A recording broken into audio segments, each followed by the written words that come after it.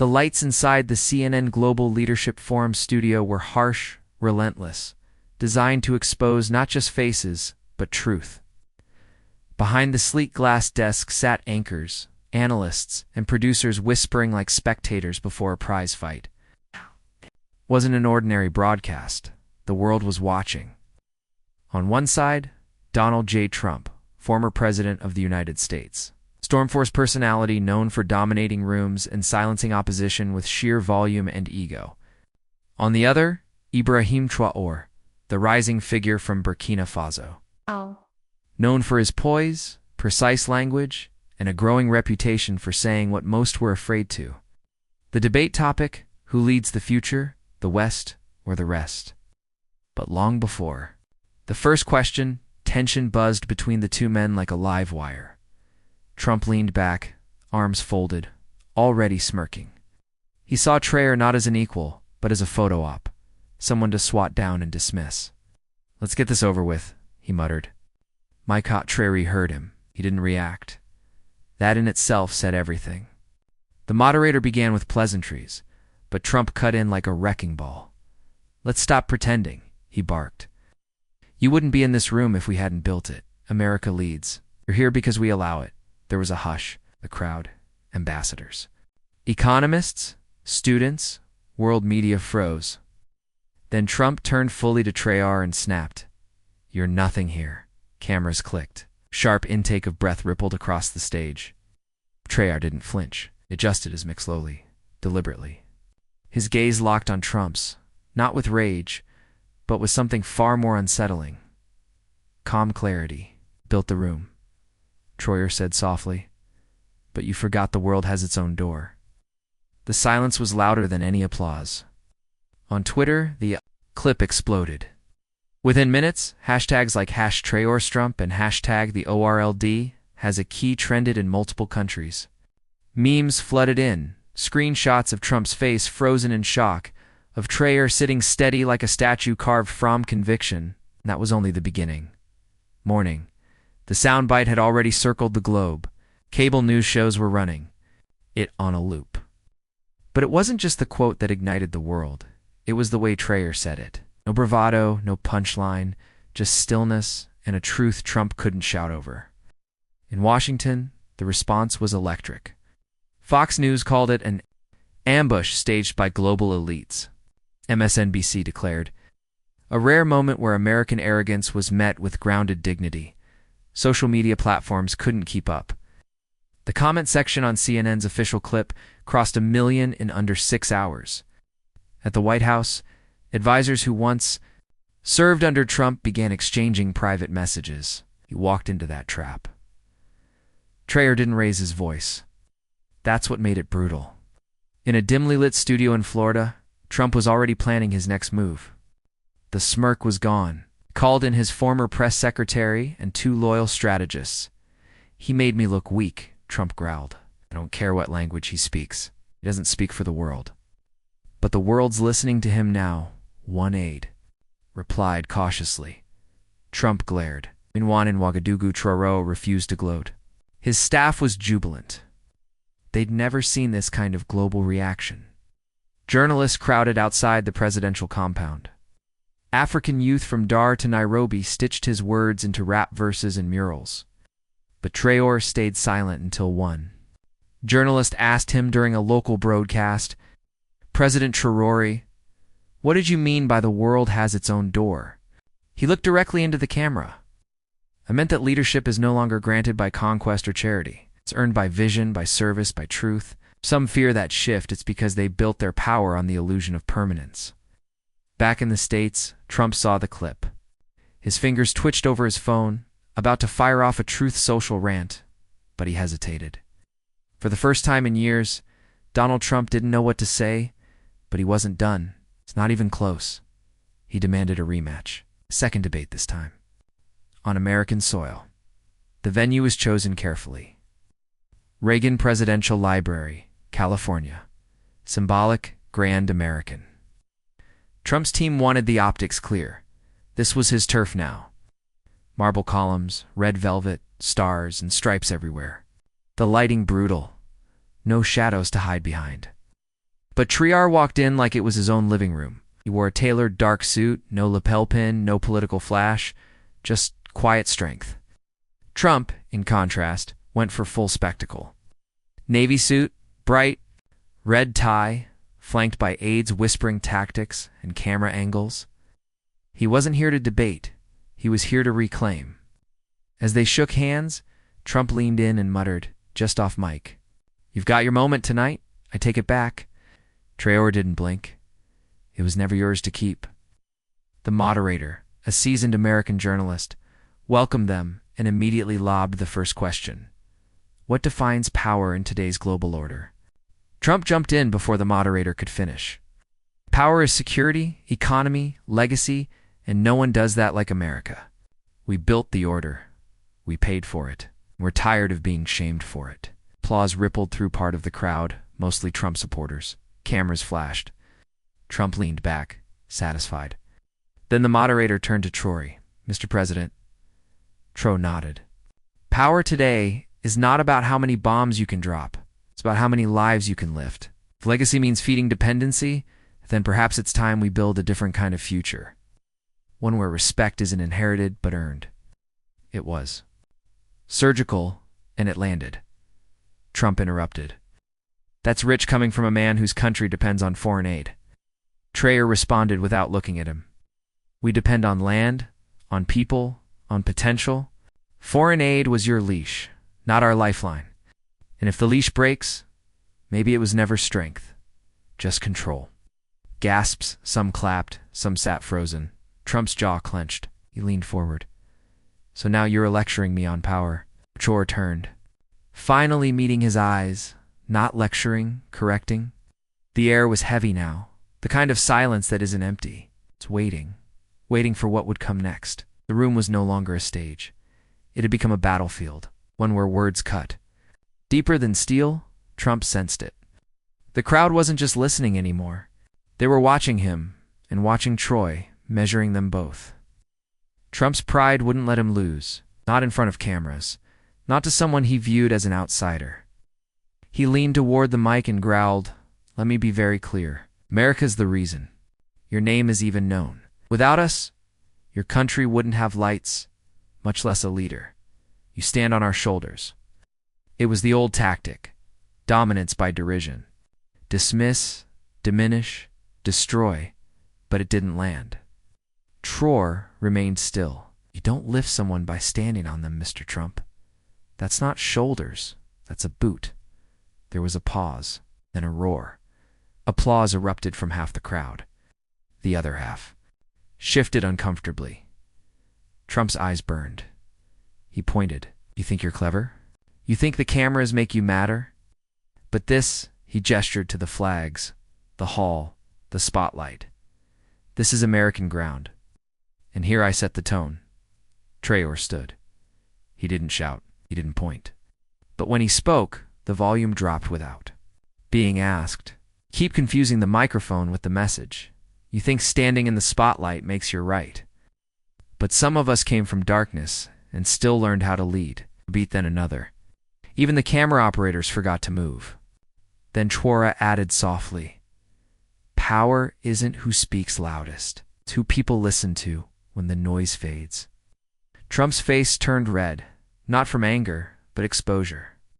Like a magician whose trick was undone mid-performance. He slammed his fist on the desk. "I've run this world before. You can't rewrite history." Traoré looked at him calmly. "I'm not rewriting it. I'm just no-tasking your permission to turn the page." Trump had weathered wars of words before with journalists, politicians even. World leaders. But this was different. Traoré wasn't fighting him. He was outgrowing him in real time in front of millions. And that made Trump dangerous. The moderator, sensing the tension spike, tried to redirect. "Let's move to solutions. President Trump, what's your vision for global cooperation in the next decade?" Trump didn't take the bait. He leaned toward. Rory face tight, tone clipped. "My vision is simple. Stop the handouts. Close the borders. Protect our own. Stop pretending that people like you from places like yours know how to run anything without. Us holding your hand, that was it." Gasps audible. Even the most loyal onlookers flinched, but Traoré didn't. He leaned forward for the first time all night. You think help is something you own, but real help lifts without branding. What you call aid, we call leverage. And we're done being leveraged, Trump sneered. Then let's see how long your little experiment lasts. Traoré nodded once. We're not asking for your prediction. We're proving your irrelevance. A low hum buzzed through the audience. Something was happening. Something subtle. Seismic. The energy had shifted. Trump, sensing it, gestured wide like a preacher. Look at this room. Look at these flags. This is the United States of America. This is what leadership looks like. But the more he raised his voice, the smaller he sounded. And Traoré, he let silence do the work. Then finally, leadership isn't what a room looks like. It's how people walk out of it, inspired or afraid. A young black woman in the crowd seated in the back row whispered to her friend. He's not just answering, he's redefining the whole conversation. Twitter exploded again. Clips of the moment, Traoré unmoved, Trump shouting. We're already circulating under hashtags like #leadership_redefined, #Traoré effect, and #income wins. What was supposed to be Trump's grand return to dominance was slipping into something entirely. A lesson. By the time the debate ended, the world was no longer debating who won, only what it meant. Within hours, TikTok was flooded with side-by-side videos, Trump pounding his fist, Traoré sitting still. One clip simply read, "Power isn't volume, it's presence." MSNBC's morning panel called it a masterclass in restraint. Fox News scrambled to reframe it as foreign provocation designed to humiliate a U.S. president, but it was too late. The people had made up their minds. Traoré returned to his hotel, exhausted but resolute. His staff was buzzing, but he remained quiet.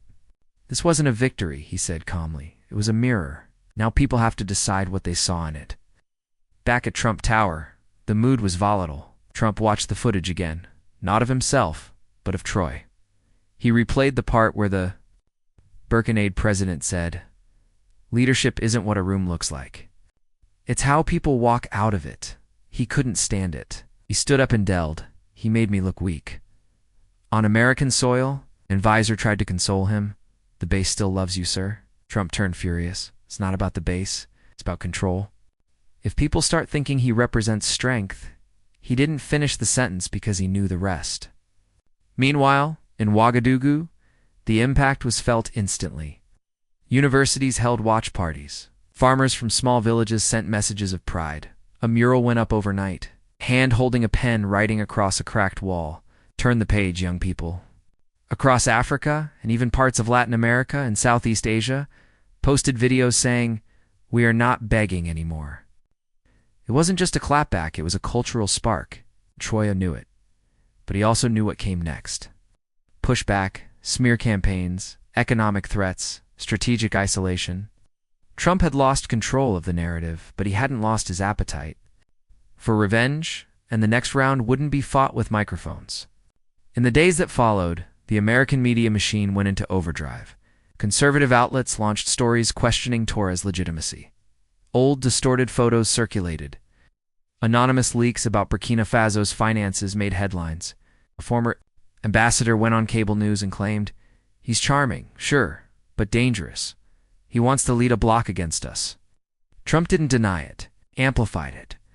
At a rally in Texas, he shouted, "Traoré wants to break the system that gave him a name. He should thank us, not attack us. You want to rewrite history? Fine, but not on my watch." The crowd roared, but the tone was different now. It's more defensive, less confident. Meanwhile, Traoré wasn't interested in the smear campaigns. He was building momentum. He returned to West Africa and convened a summit with leaders from Mali, Niger, and Chad. Cameras caught him at the table, not speaking first, but listening, strategizing, empowering. "This isn't about me," he said behind closed doors. "It's about what comes after me. Institutions, ideas, ownership." Back in Washington, policymakers grew nervous. What if other African nations followed Traoré's model? What if American influence tied for decades to dependency began to shrink? One senior State Department official warned in a leaked memo.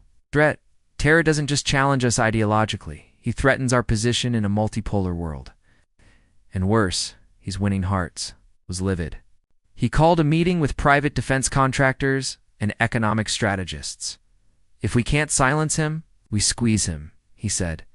Cut off aid, stall trade, freeze assets. Let him feel who really writes the rules. 8. But while Trump played an old game, Traoré was rewriting it entirely. He announced a new regional development fund backed by local resources, not foreign loans. He signed a tech-sharing deal with Brazil, and he launched a scholarship program to send young African engineers abroad.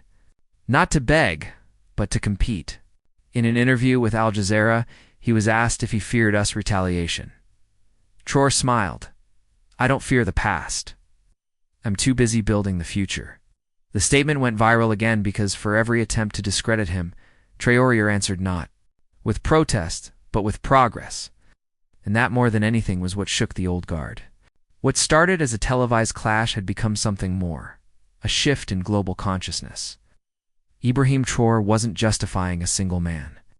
He was unraveling decades of dependency with nothing more than clarity, composure, and conviction. In South Africa, students marched with banners that read, "We are not footnotes." In Haiti, a grassroots radio station played Dora's quotes between songs. In France, a panel of economists debated whether the West's paternalistic grip on African development was finally cracking. Even in Washington, a few progressive lawmakers admitted off the record that Traoré's voice represented something uncomfortably overdue. Trump, watching this unfold, felt the ground shift beneath his feet. He stormed into an interview on national television. I don't care how calm he looks or how many retweets he gets.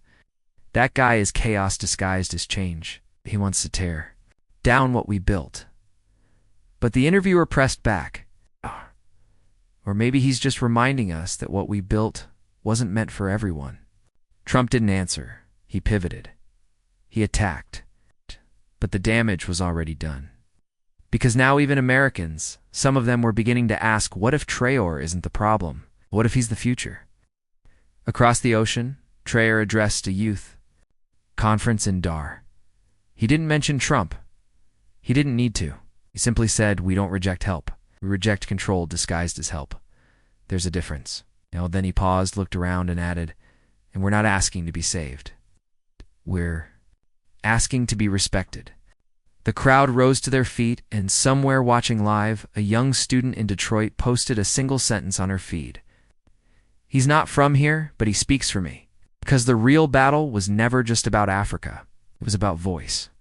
About dignity. About who gets to define their own story, and who keeps rewriting it for them. And Traoré had made his answer clear. The stage was set for the final showdown, not with fists or threats, but with narratives. At the World Leadership Forum in Geneva, an unscheduled panel drew the largest audience of the week. 2 names on. The Marquis, Donald Trump, and Ibrahim Traoré. No podiums, just chairs, just talk. The moderator opened lightly. This isn't a debate, it's a dialogue. But everyone knew better. Trump went first. He spoke of legacy, of order, of greatness earned through discipline and strength.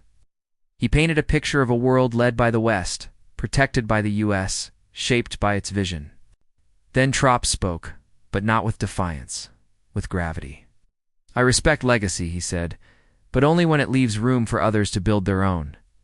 He turned slightly toward Trump and added, you think I represent chaos? I understand why. For those wove always held the pen. The moment someone else picks it up, the page feels like it's on fire. The crowd stilled. Trump grinned, but it was tight. You talk pretty, I'll give you that. But speeches don't feed people. They don't build economies. Traoré didn't blink. Neither do insults, he said. But vision that plants the seed. Cameras flashed. Social media lit up instantly. Traoré wasn't winning the argument. He was changing the terms of it, making Trump's aggression look tired, making calm sound like revolution. In the crowd, young leaders from Colombia, India, Kenya, and even rural Arkansas leaned forward. Not because Traoré was perfect, but because he was clear, he wasn't performing, he was anchoring. The moderator, stunned by the exchange, offered each one closing words. Trump pointed and declared, "America will always lead." Traoré waited, then softly, then lead by listening. And with that, he stood, nodded, and walked off the stage. Not in protest, but in purpose. It was the quietest exit of the conference. In the loudest moment of the year, the Geneva moment didn't fade. It thundered forward. Clips from the final panel were translated into dozens of languages. TikToks broke records. A simple caption led the wave, then lead by listening. The phrase found its way onto murals, into classrooms, even on protest signs in places Traoré had never visited. But back in Burkina Faso, Traoré remained grounded. He wasn't celebrating, he was working. He visited a community where kids were learning coding alongside agriculture. He spent hours listening to young women pitch local business ideas. He met with farmers to talk about soil, not sound bites. Meanwhile, Trump returned to Mar-a-Lago to mixed reactions. His base still applauded, but something was different. Late-night hosts weren't mocking him this time. They were quoting Traoré. Instead, in private, Trump complained, "He didn't beat me, just reframed the fight." But even he knew that was worse. In the months that followed, a wave of sovereign initiatives emerged across the global south. Not anti-American, but unapologetically self-defined. Local currencies, renewable energy partnerships, youth councils, advising ministers, a sense of momentum built not around rebellion, but restoration. At the UN, a veteran diplomat whispered to a colleague, "This Traoré isn't just leading a country, he's leading a new tone." In a live interview months later, Traoré was asked how it felt. To defeat Trump on the world stage, he paused.